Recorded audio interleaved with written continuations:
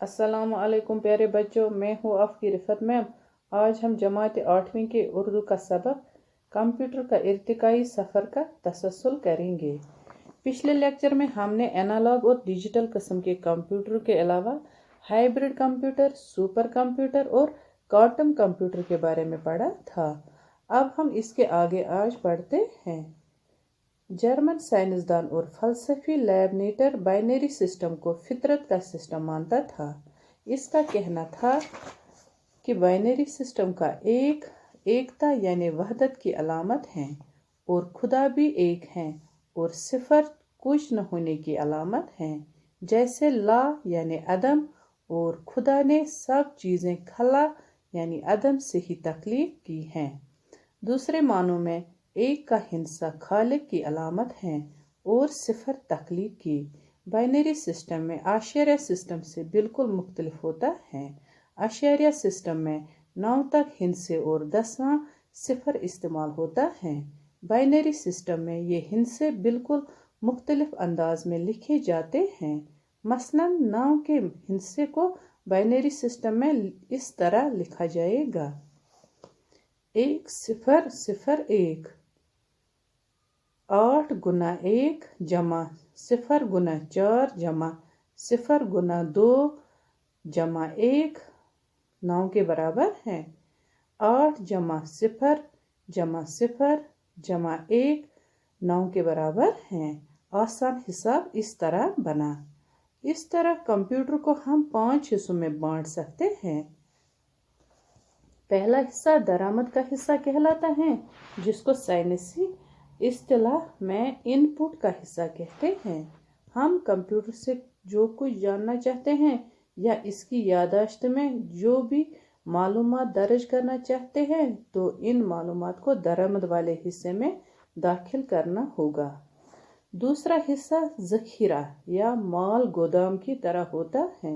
इसको कंप्यूटर की याददाश्त मेमोरी कहा जाता है। मुस्तकबिल में काम देने के लिए तमाम मालूमात इसी याददाश्त में रिकॉर्ड की जाती हैं।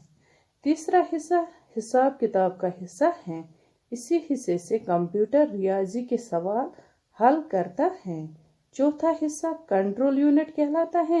ये हिस्सा पूरे कंप्यूटर के जनरल मैनेजर की तरह होता है, जो मुख्तलिफ हिस्सों को काम करने की हिदायत देता है। पांचवा हिस्सा बरामद या आउटपुट कहलाता है। आप जो कुछ कंप्यूटर से जानना चाहते हैं, यही बरामद वाला हिस्सा आपको वो मालूमात देता है।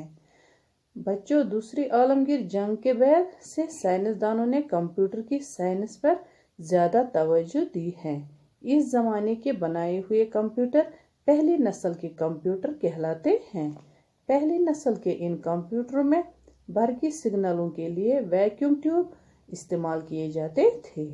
इसके अलावा ये कंप्यूटर जगह भी बहुत घेरते थे। कंप्यूटर में लगे ट्यूब बरकी सिग्नल देने के साथ हरारत भी खारिज करते थे। कभी कभी ये हरारत इस कदर ज़्यादा हो जाती थी कि कंप्यूटर के नाजुक हिस्से जल जाते थे। चनाचे इनको ठंडा रखने के लिए बड़े बड़े एयर कंडीशनर लगाने पड़ते थे। ये कंप्यूटर ज़्यादातर मिलिट्री के मकासद, साइंस के तजुर्बात और हुकूमत के कारोबार के लिए इस्तेमाल होते थे। कुछ अरसे बाद ही ट्रांजिस्टर की ईजाद हो गई, जिससे तमाम इलेक्ट्रॉनिक बरकियाती शोबों के साथ कंप्यूटर साइंस में ज़बरदस्त इनकलाब आ गया। बड़े बड़े वैक्यूम ट्यूब्स हवा से खाली ट्यूब की जगह छोटे छोटे ट्रांजिस्टरों और सेमीकंडक्टर्स पुर्जों ने ले ली। उसी वक्त कंप्यूटर की दूसरी नस्ल वजूद में आई।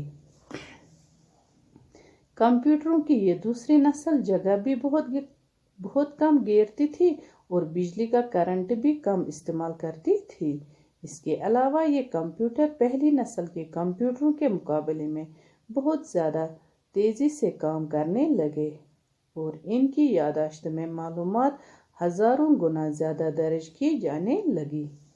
1920 ईस्वी तक दूसरी नस्ल के कंप्यूटरों के कम अज़ कम 100 मुख्तलिफ मॉडल बन चुके थे, जिनमें सबसे छोटे कंप्यूटर पर आज के हिसाब से तकरीबन 4 लाख रुपए लागत आती थी और कंप्यूटर का सबसे बड़ा मॉडल 1790 1794 IMB कहलाता था। इस पर लगभग 4 करोड़ रुपया लागत आती थी।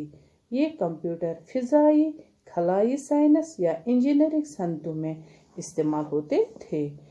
कंप्यूटर की तीसरी नस्ल का इस्तेमाल 1960 ईस्वी से लेकर 1970 ईस्वी तक रहा। इसके बाद 4th जनरेशन और 5th जनरेशन के कंप्यूटर नित नए मॉडलों और साइज में आम होते गए। अब ये सिलसिला आगे ही बढ़ता जा रहा है। दरअसल चिप्स नाम की एक शय ने कंप्यूटर साइंस को कहीं से कहीं पहुंचा दिया। चिप्स की कारकर्दगी का अंदाज़ा आप इस मिसाल से लगा सकते हैं कि सिलिकॉन का एक चिप जो साइज में 1 सेंटीमीटर का चौथा होता है, इस पर 64,000 बाइनरी यूनिट की मालूमात रिकॉर्ड की जा सकती हैं। इन यूनिटों को बिट्स कहा जाता है।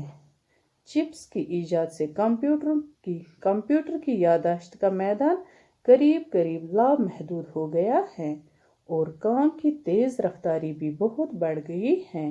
यानी अब कंप्यूटर के काम करने की रफ्तार 1 सेकंड के लाखों और करोड़ों हिस्से तक पहुंच चुकी है। आजकल कंप्यूटर के नए नए मॉडल इतने तादाद में बनते जा रहे हैं कि शुमार करना मुश्किल हो गया है। एक कंप्यूटर किस मकसद के लिए काम करे और इसकी याददाश्त में किस किस्म की मालूमात दर्ज की जाए, ऐसी सहूलियत की फरहमी को कंप्यूटर प्रोग्रामिंग कहा जाता है। कंप्यूटर प्रोग्रामिंग के लिए बहुत सी मुख्तलिफ ज़बानें इस्तेमाल की जाती रही हैं। इस सिलसिले में 1940 ईस्वी से अब तक सैकड़ों हज़ारों ज़बानें बनाकर तजुर्बात किए गए, लेकिन अब सिर्फ चंद अहम और बामकसद ज़बानें ही कंप्यूटर की प्रोग्रामिंग में इस्तेमाल होती हैं। प्यारे बच्चों, कुछ कहा नहीं जा सकता कि तरक्की के तेज़ रफ्तार मराहिल तय करते हुए डेस्कटॉप, लैपटॉप, पामटॉप, आईपैड और टैबलेट वगैरह जैसी सूरतें पाने के बाद अब मुस्तकबिल में कंप्यूटर की शक्ल व सूरत क्या होगी।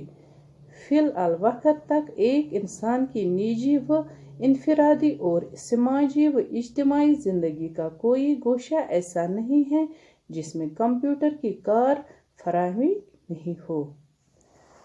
अब यहाँ पे कुछ लफ्ज़ के माने हैं। बरकियाती, इलेक्ट्रॉनिक का उर्दू तर्जमा बिजली की तरह चलने वाला। कारकर्दगी, कारगुजारी, अच्छा काम करना। अलामतें, जमा अलामत के बमाने निशान। तख्लीक करना, पैदा करना। खालिक, पैदा करने वाला। हरारत, गर्मी। खारिज करना, निकालना। बाहर करना, जुदा करना, अलहदा करना। मॉडल, नमूना। शय, चीज़। बाकी अल्लाह हाफिज़।